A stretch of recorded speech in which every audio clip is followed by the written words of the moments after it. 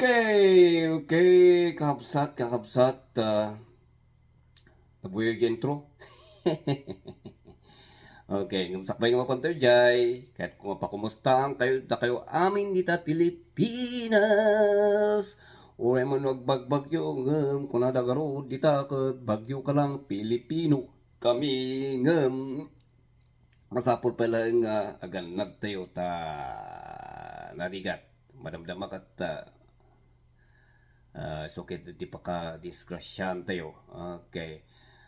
Ah, ikas ko natatay, sapay kumata nakaradkad kayo amin. Kat, man kayo nga mga tapno, dumakkel kayo. Okay. Ti, ah, pagtungtungan tayo man kat iti, nagpanagbisitan ni President Bongbong Marcos dito'y Amerika. Ti, especially ti panag-speech na jay United Nations General Assembly kan panaki shake hand nakin ni Joe Biden. Wow, wow, wow. Joe Biden ko naman. Kan iti panag-speech na ijay is Asia Society. Although dahil panagbisita nalaukan iti amupay no niya ti kinkinan mo dagiti tao. Ay, amupay ngagpay so. Ngam, pantayo pa iti good news. Okay, so iti bugbuyak dagiti comment dagiti political analyst kan dagiti ako nang ekonomista ket dati panagbisitan ni President Bongbong Marcos ket isla nga stepping stone iso nga dati ket kasla nga pag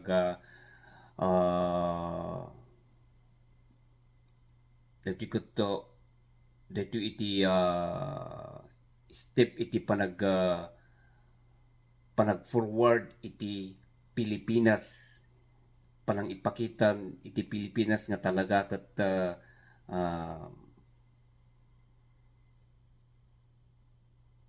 jakunan nga rod nga ikat jakunan nga rod ni President Bongbong Marcos ket we are friend to all and enemy to nobody.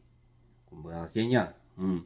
So nga di ay ti kwa nagalo iti comment na positive comment na nga dito nga panagbisita dapat mayat iti panagbisita na iti Amerika. No i-compare to ni Bongbong Marcos kini Duterte ket ni Duterte ket talaga nga binulshit na ti Amerika nga talaga idi sunat ti nagpresidente. Di ba numalagip yo binulshit na ni President Barack Obama. Katatamot opposite mo kini Bongbong Marcos talaga kayat nang ikan mo iti attention iti relationship iti between iti Amerika kan Pilipinas. Although adaya ko na idi main interview so na iti during iti campaign nga dati ket sovereignty dati ket at dati may sato nga nasyon masapol nga hanto nga agtipindar iti sabali nga nasyon especially iti Amerika. Tatinang nangyari gamin iti kasla nga nakatipindar iti Pilipinas iti Amerika. Kasla nga no awan iti Amerika awan mutenen iti Pilipinas. Kala kasi jay nya karkaro ta adalay ta dispute dita West Philippine Sea ket kalanga ijayin nga nakadipindaron iti Pilipinas iti Amerika. Idi 1980s, 1990s ket makita mo nga talaga nga Amerika aminan. Kaya dakat made in the US no kumbaga kat made in China da nga kayat sa bagay uray mo kiti di da kayat made in China ngam ti kun kunat ti kwak dita ket iti past nga gobyerno nakakaro iti kinu government iti ket nakadipindar da nga kanayon iti Amerikano. Ngum tatta kun alamot ti man nga independent iti datoy ket may adati independent adati gobyerno tayo may sa tayo nga nasyon hanto nga kasapulan nga ag dipindar iti sabaling nga nasyon. Anto yung agpadiktar iti sabaling nga nasyon. Isu nga anda nga kayat nga isu nga nagikat iti Pilipinas iti deta kunada nga ICC wenno International Criminal Court. Una talupan panunutan piman adamot nga agpasuot apay lang nga agwa ka iti International Criminal Court apay nya tamuda iti linteg iti Pilipinas. Adamot iti justice system iti Pilipinas. Isumot pimanti kunan ni President Bongbong Marcos iti in-interview do. Abay pala nga ag-member tayo iti ICC. Santo ja kunan nga no adati probleman iti justice system iti Pilipinas wen isu nga mawanmot iti probleman iti justice system ket isumot may samot nga parte iti gobyerno iti justice system iti Pilipinas. Kung data ICC nga data ket no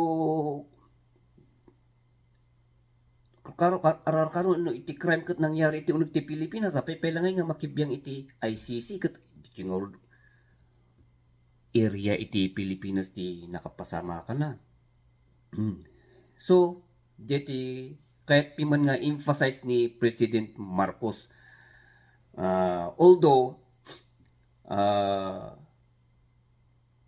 iti although ti takder ni President Marcos ket talaga kayat na nga patibkeren iti kayat na lang ni President Marcos patibkeren na iti relationship iti Pilipinas ken iti sabaling nga nasyon. Kaso nga napan iso na Indonesia ken Singapore tata napan iti US why takayat na nga patibkeren iti relationship iti Pilipinas ken sabaling nga nasyon ken i-promote namot no nya timang mangyari ti Pilipinas ag-invite mot iti investors nga mapan ag-invest iti Pilipinas. Siyempre no nagado ti investors nga mapan iti Pilipinas adu mot iti trabaho. Ket siyempre iti Pilipinas tataket may saan nga tourist destination. Agbuya kat ti YouTube nagado ti foreigner nga mapan iti Pilipinas. So kahit nga sawon iti Pilipinas agbo-boom. Kat lang apan i-promote iti Pilipinas iti sabaling nga nasyon. Of course jay kun nagtatay nga hanga kapos mapan isuna diti Amerika ket kahit nan nga tulungan na kami man ti kastoy hanmot nga kasjay ti kun ni purpose ni President Marcos. Ya kun nagtatay apan na lang for the sake nga iti panagkakaruba ket siyempre simpamot ati relasyon mo iti karuba man nga jay nakamisuot ka lumabas ka dita karuba ket nakamisuot ka nga kanan. Damn! Kasi nga kanayon na mo pa nga pansinan na siyempre madimot ati kasjay. Alright, so kasjay nya katata adamot dagiti tattao nga talaga nga mo pa nga mo kun may sapay gayam iti panang nagbuya ko iti panang interview da kini President Bongbong Marcos ijay United Nation ket nabanggit da iti Rappler ni Maria Risa. Siyempre gamin iti United States kakaro iti United Nation panangkita da gamin kini Maria Risa ket siyempre kunadangol piman Nobel Prize winner isumuti emphasize jay nagsaludsod ket muda gamin nga ket because of politics, because of the freedom of the press isu nga nakulong ngem inpaluwag mo't piman ni Bongbong Marcos nga nunya nga talaga iti nangyari an nga gapos iti politics an nga gapo iti press freedom no diket Ada iti nang idurum kanya na nga maysa nga citizen gapu iti cyber libel. Ah. So siguro klaro mo't ka dagiti tattao nga nagbuya iti United Nation nga dagiti tattao nga talaga nga amoy mo't gamit ti United Nation ket may sadamot nga ngak nga dapay nga mo iti mangmangyari saranto agsao. Nya isu tirigat na dagiti United Nation isu nga daduma ket ammo nga mabalin nya kunan nga gagayem mo dagita data isu damot lang iti mang mang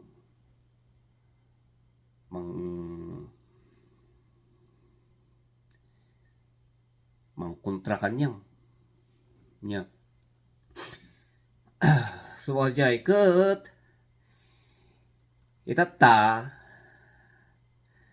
no makita tayo dagiti nagrarally iti dati kwani lubuyan tayo dati kwani Thinking Pinoy. Know what's going on? Ganyan. Sabi, do you know what's going on? Sabi ko naman, syempre hindi ako nagpakilala, no? Sabi ko naman, well, I have a pretty good idea about what's going on. Sabi niya, do you know Ferdinand Marcos Jr.? Ganyan yung sabi, do you know Ferdinand Marcos Jr.? Tapos ako naman, yeah, he's my president. Where do you live? Ganun yung sabi sa akin. In the Philippines. Sabi ko. Tapos sabi niya, alright, would you like a leaflet? Ganyan. Sabi ko, no, no, thank you.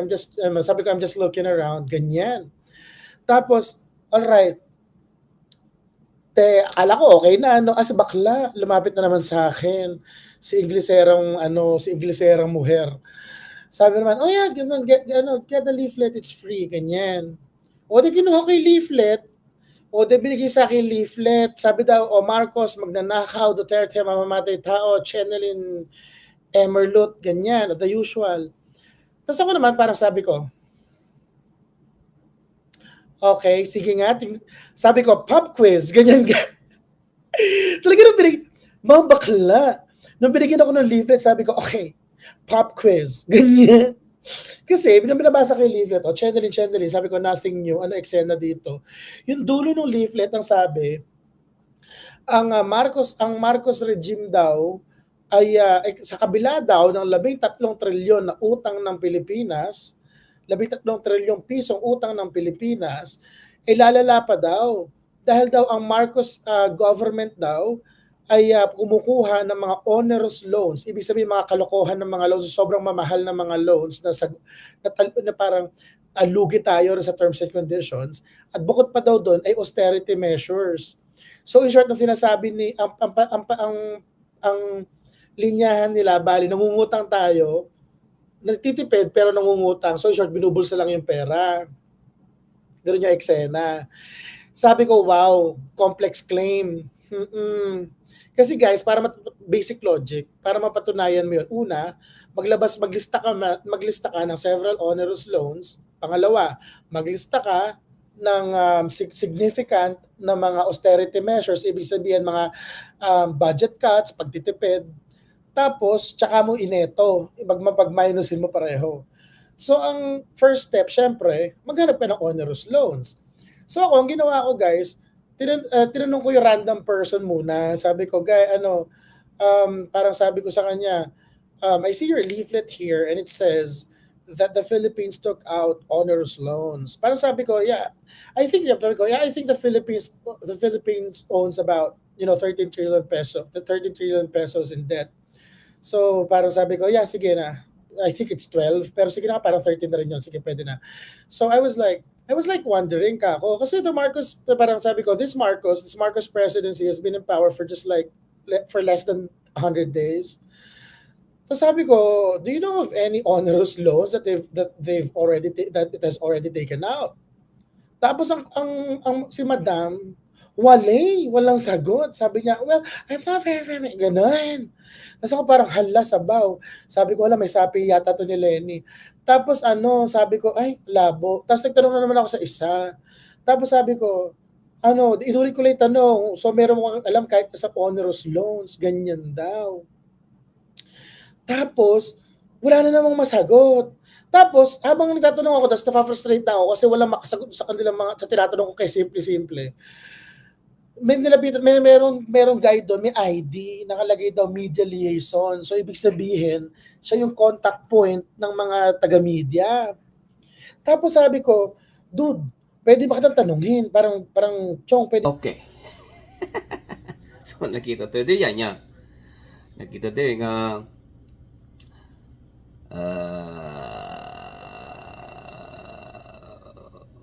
so ni Thinking Pinoy pinaras na nga napan nagdamag dinamag na lagi ti nagrandom kiti imot kiti ako na nagrandom nga nag-question about it jay leaflet nga naala na kada kita agrarally ket awamot iti makasungbat kanyada awamot ti maka-explain jay kuna nang ulpiman nulon lang nulon adumot iti loan adumot iti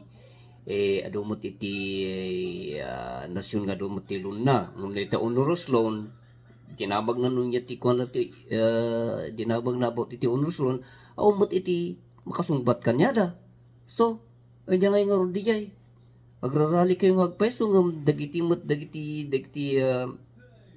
leaflet yo uno dagiti ibat-bato yung kini Bongbong Marcos katanyumot takayumot nga mismo katanyumot nga ma-explain anyumot nga masungbatan so what's the point nga agrarally kayo kasla nga kumbaga kat apay niya ti susurbi na agrarally kayo lang apay matangtangdanan kayo ba so kasi so makita tayo nga nagiti agrarally talaga nga handa nga mo iti aramiden da handa nga amuno inya ti talaga nga rason iti aramiden da iso nga mupay dagiti nga tattao santo daytoy maysa ijay Asia Society daytoy ti mas grabe daytoy ti mas grabe nya bayan teo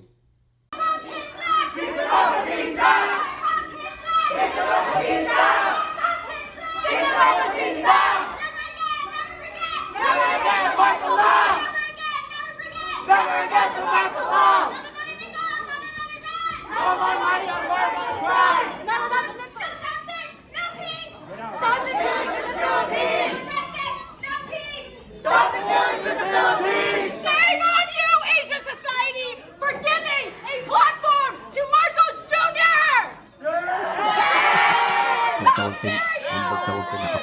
September 21st was the 50th anniversary of the Declaration of Martial Law. The Marcos family has plundered billions of the Filipino people's money with murder. 7 million people have been in prison and tortured. How dare you! Give us kababain How dare you! grabe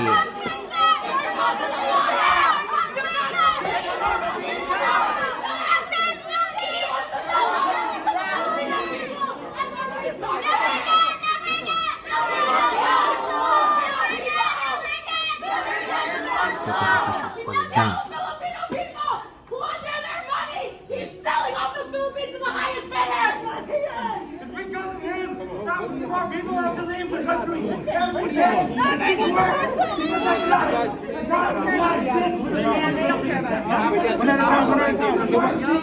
One person. You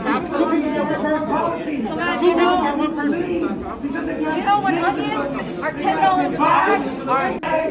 We know this ain't a way to do it. You know this ain't right. You know this ain't right. Never again! Never again! Never again to martial law! Never again! Never again! Never again to martial law! Not another nickel! Not another dime! Not another dime! No more money for Marcos Pride!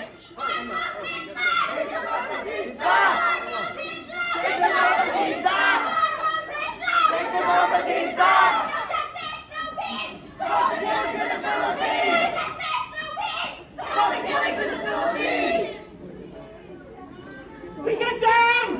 The Marcos regime! Now! We get down! Marcos, we're not condemning! The lines of his letter! Under martial law! This never again! Never again! Never again to martial law! Never again to martial law!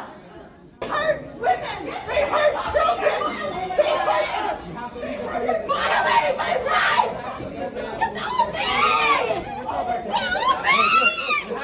Get off! Oh man, I'm wearing a fucking skirt! Okay. Nung nakita yung unag nga mismo iti Asia society, di talaga nga nagpanpangat ay nyamot dagituin kababain mo dagituin mo. Iti amuto iti panagprotesta inya, dita Pilipinas, dito gamin Amerika, sabali gamin dito Amerika, kaslang nga too much freedom dito Amerika no da kayo dito Pilipinas dagdag bibuya dito gamin Amerika too much freedom iti kwa dito Amerika iti problema dito iti sistema dito Amerika ket talaga nga nasobraan launay iti freedom nya sungon agbuya kayo iti no dati protesta dito adati puuran da no nabibuya dagi kon iti Black Lives Matter kadagida nagado ti puuran da nagado iti puuran da nga building puuran da nga kotse hanin kumbakat hanin nga rally di hanin nga amun nga ibagbaga iti di talaga nga di purpose mo ket sabalin iti purpose mo ta imbis nga alam ko matikinapud no ipakitam ko ma iti support mo iti data ideology man met saan mo ta aggulo ka met isu nga kasto iti mangyari iti Amerika ket iti isu nga kuna kat only in America isu nga daytoy nangyari iti Asia society nga daytoy nagpangit iti nangyari kasla kumbaga ket inpababandag iti nga tattaon iti dayaw iti Pilipinas iti Pilipino uray man no kakamping ka wenno dilawan ka karkarkapay no kakamping ka wenno dilawan ta talaga nga ibabain mo iti partido ibabain mo ni Robredo kalakas di iti kuana dayta ta syempre under Robredo damet agprotesta ka ngagpaiso kat itirwar agrali ka itirwar ije mo nga ibagan no nya ti kayat mo ije mo nga ibagan iti ije kan nga ibaga ta syempre itarwar kun ato yung ket adamot iti rights tayo amin nga ibaga iti concern tayo iti government di ba ngem ijarwar dito naramid da trespassing ije uneg na mismo ti building ije uneg na mismo iti ije mismo nga ayon iti asilig iti panag speechan ni PBBM ket talagang adda jay nagtutugawdan ijayen nga talaga nga agpupukawdan never again never forget pinabasol da pa iti Asia Society ako na lang apay sikas Asia Society apay nga pinalubusam iti maysa nga nga tatakaw nga kastoy kat kababain inyay pimantikwa na di is hanin nga talaga nga kumbaga kat hanin nga usto jay inarami da iso nga dagiti security guard talaga nga nilumura ka talaga nga ginuyo da iso da iso nga dati na ibarod kanya da talon sa tinaibarod kanya da kat kababain jeti kababain nga inaramid dagiti Pilipino nga kas dagiti da iso nga inyamot dagito yan kaslangan da nga mumutag panunut-mutunan kaslamot tunan nga kung saan tunupan panunutan inya ni President Bongbong Marcos in-invite iti Asia Society nga agi speech iso na ijay meeting nga diyay iso nga awan iti rights dagitoy da nga mapanmang pasardeng ta haan nga iso na iti kusangan napan no diket in-invite da iso na iso nga dagitoy da ket awan mo pa iso nga kita iti dagiti comment dagiti da netizen ket awan talaga nakakahiya mangibabain dagiti nga tattao da kayo pwede ta Amerika nga makunkuna ket mangibabain kayo pay ibabain da ti bagida ibabain da iti is andala nga ibabain ya bagida no diket iti ibabain da ket Pilipino pakita da nga talaga nga awan iti disiplina da. Uray no ipukaw da nga, I have the rights, I have the rights. The thing is, you don't have any rights because you're a trespassers. Inunod ka dita building nga hanga awan iti invitation. So, awan iti rights mo. Iso nga dagito da security guard talaga nga ginuyod da isuda. Ta syempre in the first place, kung nato yung word, awan iti rights da nga ati nga agpukapukaw. Taktakot. Agkukwatan,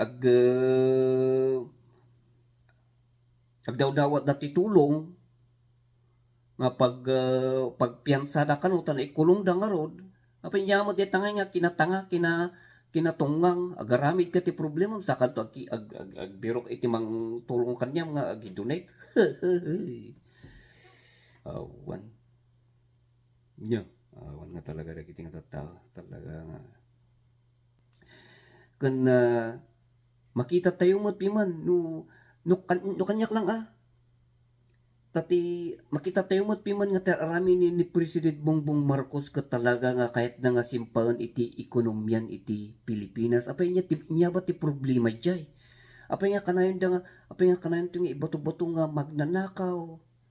Uno, kung iti martial law, nabayag mo ti 40 years ago pa lang niya, nga iso pa lang ti ipokpokaw na, nga natata. Dapat kuman kat ag-move on dan. Tanabayag dihayan. Probleman iti past government niya dan. Anda nga inaramid. Iso tiyan nga maawatan.